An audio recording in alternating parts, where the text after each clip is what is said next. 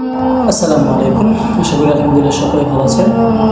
দেখেন, বর্তমানে পুরো বিশ্বের যে পরিস্থিতি বর্তমানে পর্যবেক্ষণ করা যায় সেটা হচ্ছে খুব উত্তপ্ত এবং পুরো পৃথিবী তৃতীয় বিশ্বযুদ্ধের দিকে আগাচ্ছে। এটা নিশ্চিত করা যায় যে তৃতীয় বিশ্বযুদ্ধের দিকে হয়তো আগাচ্ছে।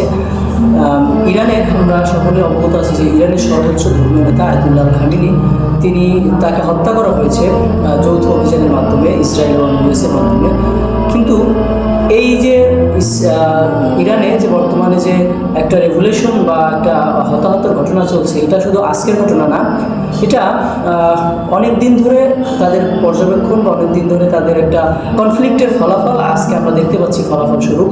কিন্তু আমাদের ইসলামিক ধর্মীয় দৃষ্টিকোণ থেকে যদি আমরা এটাকে ডিসক্রিপশন করি, তাহলে আমরা দেখবো যে আজ থেকে প্রায় 1400 বছর আগে আমাদের প্রিয় নবী মুহাম্মদ সাল্লাল্লাহু আলাইহি ওয়াসাল্লাম তিনি বলে গেছেন যে খোরাসান থেকে একদল পতাকাবাহী একদল লোক তারা বের হবে এবং তারা জেরুজালেম তথা প্যালেস্টাইনের দিকে অগ্রসর হবে। সুতরাং তোমাদের যদি বরফের ওপর দিয়ে হামাগুড়ি দিয়েও যদি তাদের অনুসরণ করতে হয়, তাহলে তাদের অনুসরণ করো, কারণ সেখানেই ইমাম মাহদী আলাইহিস সালাম থাকবে এবং পুরো পৃথিবী তিনি জয় করবেন এবং দাজ্জালকে তিনি হত্যা করবেন।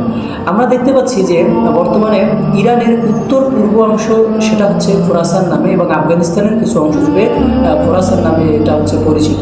কিন্তু ইরানের যে এই সর্বোচ্চ ধর্মীয় নেতা যাকে মেরে ফেলা হলো, এর দ্বারা আস্তে আস্তে ইসলামের সামনে যাওয়া কিয়ামত যে আমাদের সামনে সেটা হচ্ছে প্রকাশ পেয়ে যাচ্ছে অলরেডি, যে কিয়ামত হচ্ছে আমাদের আর অল্প কিছুদিনের মধ্যে। যেমন রিসেন্টলি আমরা দেখতে পাচ্ছি বারবার ভূমিকম্প হচ্ছে, বড় বড় দুর্যোগ বা বন্যা হচ্ছে, এই যে সংঘর্ষ একটার পর একটা লেগেই আছে, এর দ্বারা এটা প্রতীয়মান হয় যে কিয়ামত আমাদের খুবই সম্মুখে এবং ইসরায়েলিদের বা বিধর্মীদের, অসত্যদের এবং কাফেরদের পরাজয় খুবই সামনে, এটাই সুনিশ্চিত করে বলা যায়।